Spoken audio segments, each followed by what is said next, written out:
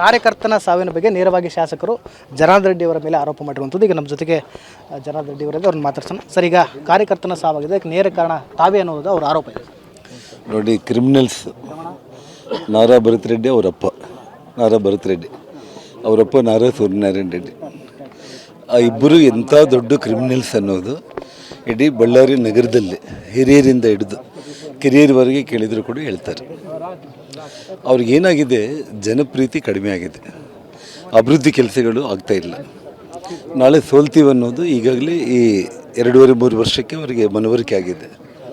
So ಹಾಗಾಗಿ ದೊಡ್ಡ ದೊಡ್ಡ ಅಭಿವೃದ್ಧಿ ಕೆಲಸಗಳು ಮಾಡೋದಕ್ಕಾಗ್ದೇನೆ ಆಲ್ರೆಡಿ ವಾಲ್ಮೀಕಿ ವೃತ್ತ ಅಂತ ನಾವೇನು ಘೋಷಣೆ ಮಾಡಿ ವಾಲ್ಮೀಕಿ ಮೂರ್ತಿಯನ್ನು ಪ್ರತಿಷ್ಠಾಪನೆ ಮಾಡಿರುವಂಥ ಜಾಗದಲ್ಲೇ ಇನ್ನೊಂದು ವಾಲ್ಮೀಕಿ ಮೂರ್ತಿಯನ್ನು ಕೂಡಿಸೋದ್ರ ಮೂಲಕ ಈ ರೀತಿ ಬ್ಯಾನರ್ಗಳನ್ನು ನಮ್ಮ ಮನೆಗೆ ಅಡ್ಡಲಾಗಿ ಬೆಳಿಗ್ಗೆ ಯಾರೋ ಹುಡುಗರು ಬಂದು ಅವ್ರಿಗೇನು ಹೇಳಿರ್ತಾರೆ, ನಾನು ಹೇಳಿದ ತಕ್ಷಣ ಇಲ್ಲ ಸರ್ ನಾವು ಹೋಗ್ತೀವಿ ಅಂತ ಹೋಗ್ಬಿಟ್ರು ಅವರು. ಮತ್ತು ನಾನು ಗಂಗಾವತಿಗೆ ಹೋದೆ ಇವತ್ತು. ಅಲ್ಲಿ ರೈತರ ಒಂದು ಸರ್ಕಾರಿ ಪಂಪ್ ಸೆಟ್ಗಳು ಕಾರ್ಯಕ್ರಮ ಮತ್ತು ಚನ್ನಬಸವ ತಾತ ಜಾತ್ರೆ ನಾನು ಮುಗಿಸ್ಕೊಂಡ್ಬಿಟ್ಟು ಆರಾಮಾಗಿ ನಾವು ಗಂಗಾವತಿಯಲ್ಲಿ ಇದ್ದೀನಿ. ನನಗೆ ಫೋನ್ ಬಂತು, ಇಲ್ಲಿ ಗನ್ಮ್ಯಾನ್ಗಳಿಂದ ಫೋನ್ ಬಂದುಬಿಟ್ಟು ಒಂದು 30-40 ಮಂದಿ ಬಂದಿದ್ದಾರೆ.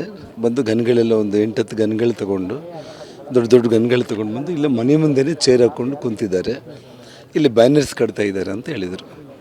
ನಾನು ತಕ್ಷಣ ಶ್ರೀರಾಮುಲುಗೆ ಫೋನ್ ಮಾಡಿದೆ. ನಾನು ಶ್ರೀರಾಮುಲು ಎಲ್ಲಿದೆ ಅಂದರೆ ನಾನು ಮನೆಯಲ್ಲಿ ಇರ್ತೀನಿ ಅಂದರೆ ಮನೆ ಮುಂದೆ ಹಿಂಗೆ ಮಾಡ್ತಾ ಇದ್ದಾರೆ ಅಂತೇಳಿ, ನೀನು ಹೋಗ್ಬೇಡ ನಾನು ಬರ್ತಾ ಇದ್ದೀನಿ ಅಂತ ಹೇಳಿದೆ ನಾನು.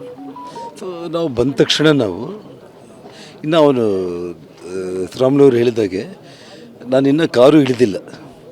ಅಲ್ಲಿ ಇದ್ದಕ್ಕಿದ್ದಂಗೆ ನಮ್ಮ ಕಾರ್ಯಕರ್ತರು ಜನಾರ್ದನ್ ರೆಡ್ಡಿ ಅವರು ಬಂದರು ಅಂತ ಹೇಳ್ತಾ ಇದ್ದಾರೆ. ಇನ್ನೊಂದು ಕಡೆ ಶ್ರೀರಾಮುಲವ್ರು ಅಲ್ಲಿಗೆ ಹೋಗಿದ್ದಾರೆ. ಹೋಗ್ಬಿಟ್ಟು ಈ ರೀತಿ ಕುಡಿದು ಬಂದು ಮನೆಗಳ ಹತ್ರ ಜಗಳ ಮಾಡೋದು ಸಭ್ಯತೆ ಆಗಲ್ಲ. ಇದು ಊರು ತುಂಬ ನೀವು ಬ್ಯಾನರ್ಸ್ ಕಟ್ಕೊಂಡಿದ್ದೀರಿ, ಸುಮ್ಮನೆ ಇದೆಲ್ಲ ಯಾಕೆ ಇದೆಲ್ಲ ರದ್ದಂತ ಮಾಡ್ತಾ ಇದ್ದೀರಿ ಅಂತಂದರೂ ಕೂಡ ಅವನು ಕೇಳಲಿಕ್ಕೆ ರೆಡಿ ಇದ್ದಿಲ್ಲ. ಅಷ್ಟೊತ್ತಿಗೆ ಪೊಲೀಸರು ಬಂದರು, ಪೊಲೀಸರೇ ಸಾಕ್ಷಿ. ಶ್ರೀರಾಮುಲು ಅವನಿಗೆ ಬುದ್ಧಿವಾದ ಹೇಳ್ತಾ ಇದ್ದಾನೆ.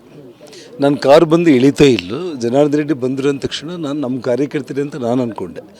ಆದರೆ ಅವರು ವೇಟ್ ಮಾಡ್ತಾಯಿದ್ದಾರೆ. ಸೊ ಇದ್ದಕ್ಕಿದ್ದಂಗೆ ಕಲ್ಲು ತೂರಾಟ ಮತ್ತು ಫೈರಿಂಗು ಶುರುವಾಗ್ಬಿಡ್ತು. ಸೊ ಶ್ರೀರಾಮುಲು ಒಂದು ಕಡೆ ನಮ್ಮ ಕಾರ್ಯಕರ್ತರು ಹೇಳ್ಕೊಂಡು ಹೋಗ್ತಾಯಿದ್ದಾರೆ, ನನ್ನ ಮನೆ ಒಳಗಡೆ ಹೇಳ್ಕೊಂಡು ಬರ್ತಾ ಇದ್ದಾರೆ. ಕರೆಕ್ಟಾಗಿ ನಾನು ಅಲ್ಲಿ ನಿಂತಿರೋ ಟೈಮ್ನಲ್ಲಿ ಏನು ನನ್ನ ಮೇಲೆ ಬಂದು ಗುಂಡು ಹಾರಿಸಿದ್ರು. ಅದೃಶ್ಯಕ್ಕೆ ಏನಂತಂದರೆ ಯಾವುದೋ ಗಾಡಿಗೆ ಬಿದ್ದದ್ದು ಅಲ್ಲೇ ಕೆಳಗಡೆನೇ ಬಿತ್ತು. ಆ ಸ್ಪಾಟ್ ನನಗೆ ಪರ್ಫೆಕ್ಟಾಗಿ ಆ ಸೌಂಡಲ್ಲಿ ಏನು ಬಂತು, ವೆಹಿಕಲ್ಗೆ ಬಿದ್ದು ರಿವರ್ಸಲ್ಲಿ ಅಲ್ಲೇ ಇರುತ್ತೆ ಅಂತೇಳಿ ನಾನು ಸ್ವಲ್ಪ ಹೊತ್ತು ಆದಮೇಲೆ ನಾನೇ ಹೋಗಿ ಗುಂಡನ್ನೇ ತೊಗೊಂಡು ಬಂದು ತಮಗೆಲ್ಲ ಮೀಡಿಯಾಗೆ ನಾನು ತೋರಿಸಿರೋಂಥದ್ದು.